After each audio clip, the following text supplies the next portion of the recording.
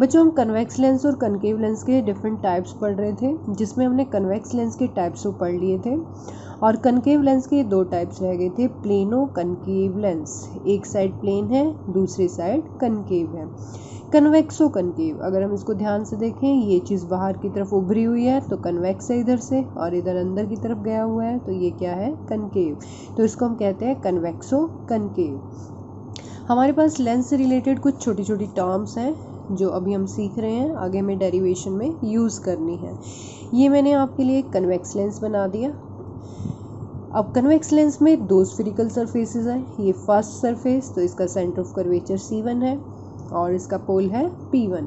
ये आपका second refracting surface है जिसका पोल है P2 और जिसका सेंटर ऑफ कर्वेचर है C2। तो C1 और C2 को अगर मैं एक लाइन से मिला देती हूँ तो इसको हम क्या कहते हैं, प्रिंसिपल एक्सिस। एक ऐसी एक्सिस, एक ऐसी लाइन जो कि दोनों सेंटर ऑफ कर्वेचर में से पास करती है, उसे हम कहते हैं principal axis. Now optical centre, इसको हम C से रिप्रेजेंट कर रहे हैं। ये एक ऐसा पॉइंट है जो हमारे लेंस के मिडल में होता है और ये प्रिंसिपल एक्सिस के ऊपर भी लाई करता है, और उसमें से अगर हम लाइट की रे पास करवा देते हैं तो उसका रिफ्रैक्शन नहीं होता। मान लो कोई लाइट रे यहाँ से पास कर रही है तो वो अपने पाथ से डेविएट नहीं होगी, उसका रिफ्रैक्शन नहीं होगा। नाउ प्रिंसिपल फोकस, जिसको आप मुख्य फोकस भी कहते हो, उसको समझने के लिए मैंने दो डायग्राम बना दिए। ये कन्वेक्स लेंस के लिए डायग्राम है और ये कनकेव लेंस के लिए। तो मैंने एक कन्वेक्स लेंस ले लिया, ये इसका ऑप्टिकल सेंटर है। तो अगर हम इसके ऊपर पैरेलल बीम ऑफ लाइट का इंसिडेंस करवाते हैं तो आफ्टर रिफ्रैक्शन ये एक पॉइंट के ऊपर कन्वर्ज हो जाती हैं सारी रेज। तो जिस पॉइंट के ऊपर ये सारी रेज कन्वर्ज होती हैं उसको हम क्या कहते हैं, प्रिंसिपल फोकस। यहाँ F एक रियल पॉइंट है। C और F के बीच का अगर हम डिस्टेंस निकालते हैं तो उसको हम कहते हैं फोकल लेंथ। अब हमने कनकेव लेंस बना रखा है, कनकेव लेंस के ऊपर भी वही पैरेलल रेज का इंसिडेंस करवाया हमने।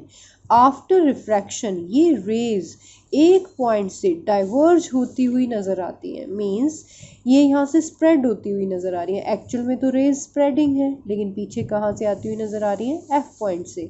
तो F यहाँ पर प्रिंसिपल फोकस है और F यहाँ वर्चुअल पॉइंट है, एक्चुअल में रेज यहाँ पहुँची नहीं है।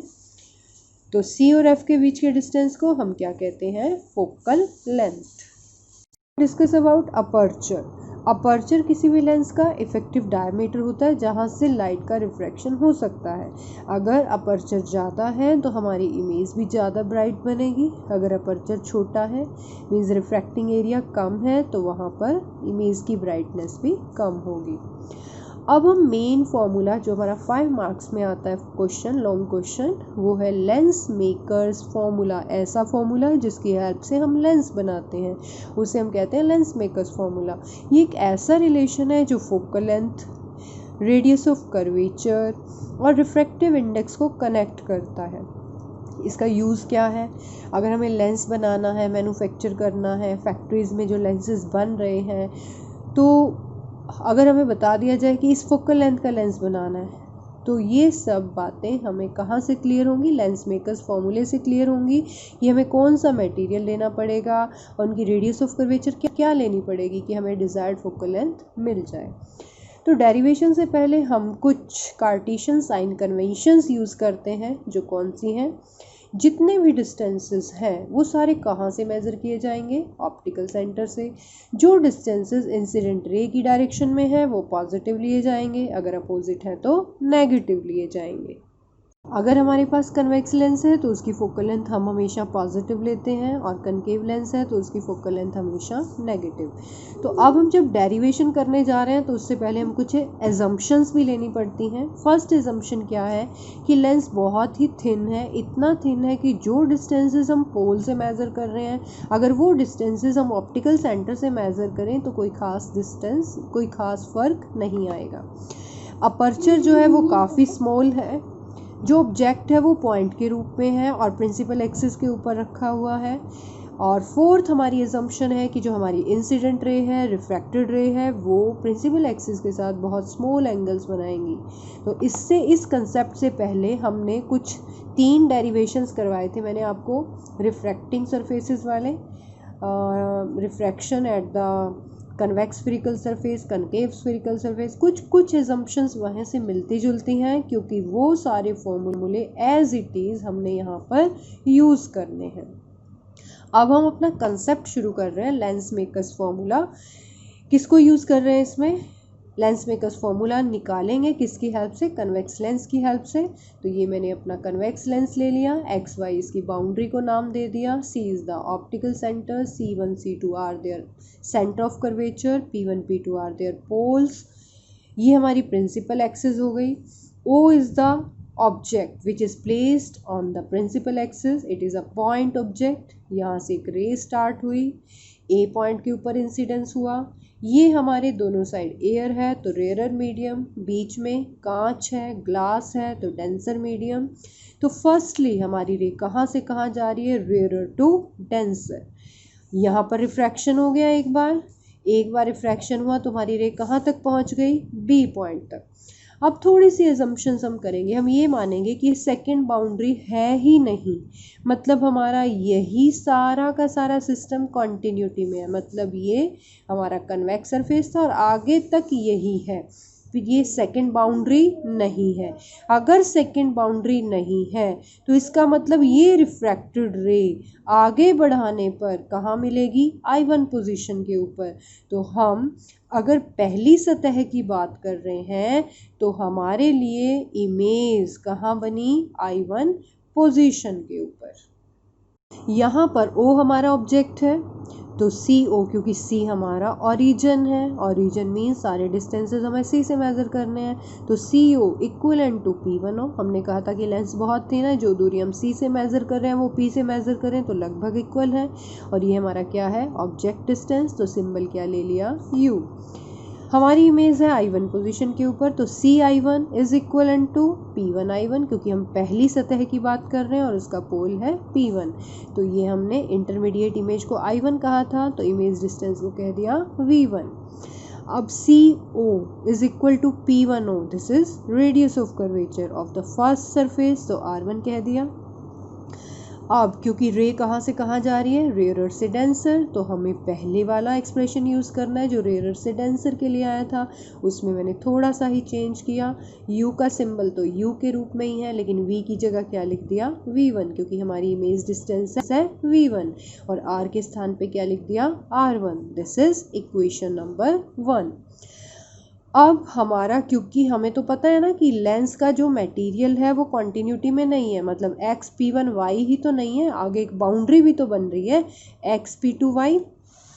अगर XP2Y बाउंड्री बन रही है तो इसका मतलब हमारी जो रे है वो B पोजीशन के ऊपर दोबारा रिफ्रैक्ट होगी और वो रिफ्रैक्ट होके कहाँ पर पहुँचेगी? पोजीशन I के ऊपर। I is the final image. तो अगर हम दूसरी सतह की बात कर रहे हैं XP2Y तो I1 उसके लिए वर्चुअल ऑब्जेक्ट का काम करेगा। वर्चुअल इसलिए कहा क्योंकि ये डैश डैश करने पर, बढ़ाने पर मिला, यहाँ अपने आप नहीं मिला था, तो ये इंटरमीडिएट इमेज थी। फर्स्ट के लिए तो ये इमेज थी और सेकंड के लिए यही क्या है? Virtual object. तो I1 को अब मैं ऑब्जेक्ट मान के चलूँगी और I को क्या मान के चलूँगी? Final image. तो अब देखो XP2Y के ऊपर जो रिफ्रैक्शन हुआ तो ऑब्जेक्ट की डिस्टेंस को वैसे हम U कहते हैं, तो U का मान क्या होना चाहिए? CI1। लेकिन अब दूसरी सतह की बात हो रही है तो उसका पोल क्या है? P2 which is equivalent to P2I1, लेकिन हमने इसको क्या सिंबल दे रखा है? V1। कहने का मतलब अब मैं U के स्थान पे क्या लिखूंगी? V1 लिखूंगी। अब बात आई इमेज डिस्टेंस की, CI is equal to P2I which is equal to V। क्योंकि सेकेंड सतह है तो इसका रेडियस ऑफ कर्वेचर का सिंबल क्या रहेगा? R2। अब क्योंकि हमारी रे कहाँ से कहाँ जा रही है? अंदर से बाहर आ रही है, अंदर क्या है? ग्लास, बाहर एयर है, तो इसका मतलब हमारी रे कहाँ से कहाँ जा रही है? डेंसर से रेयरर। अब हम वो फॉर्मूला उठाएंगे जिसमें हमारी रे डेंसर से रेयरर जाती थी, इसमें μ2 पहले आता था, μ2 बाय माइनस यू, मैंने फॉर्मूला ही लिख दिया। इस फॉर्मूले में मैं क्या चेंज करूँगी? R की जगह R2 लिख दूँगी और U की जगह क्या लिख दूँगी? V1 लिख दूँगी। अब मैंने u की जगह v1 पुट कर दिया, r की जगह r2, ये मेरे को मिल गई सेकेंड इक्वेशन। अब हम फर्स्ट और सेकेंड दोनों इक्वेशंस को ऐड कर देते हैं। तो हम ऑब्जर्व करेंगे जो v1 वाली इंटरमीडिएट टर्म्स हैं, एक में पॉजिटिव है एक में नेगेटिव, कैंसिल आउट हो जाएगी। हमारे पास क्या बचेगा, mu one by minus u plus mu one by v is equal to mu two minus mu one, क्योंकि इसको हमने थोड़ा सा चेंज कर लिया था, यहाँ म्यू2 माइनस म्यू1 लिख लिया तो यहाँ माइनस r1, तो ये टर्म्स इकट्ठी हो गई, 1 by r1 minus 1 by r2, म्यू1 कॉमन आ गया। नेक्स्ट स्टेप में नीचे आ गया, डिवाइड कर दिया, म्यू2 बाय म्यू1 को म्यू सिंबल दे दिया, this is the refractive index of the lens material with respect to rarer medium. कहने का मतलब डेंसर मीडियम का refractive index with respect to the rarer medium. अब हमारा फॉर्मूला जो आ चुका है वो ये आ चुका है, 1 by v minus 1 by u is equal to mu minus 1 by r1 minus 1 by r2। अब हम अपना ऑब्जेक्ट इन्फिनिटी के ऊपर प्लेस कर देते हैं। जब हम अपना ऑब्जेक्ट इन्फिनिटी के ऊपर रखते हैं तो इमेज बनती है फोकल लेंथ के ऊपर, मींस फोकस के ऊपर। तो इसका मतलब v किसके इक्वल हो गया, f के इक्वल। अब हम वैल्यूज पुट कर देते हैं, 1 by f minus 1 by infinity is equal to, ये सारी टर्म्स तो वैसी की वैसी है, unchanged. 1 by infinity indeterminate term, छोड़ दिया इसको हमने, तो ये क्या आ गया, 1 by f is equal to mu minus 1 by r1 minus 1 by r2. This is the required formula. That means lens makers formula.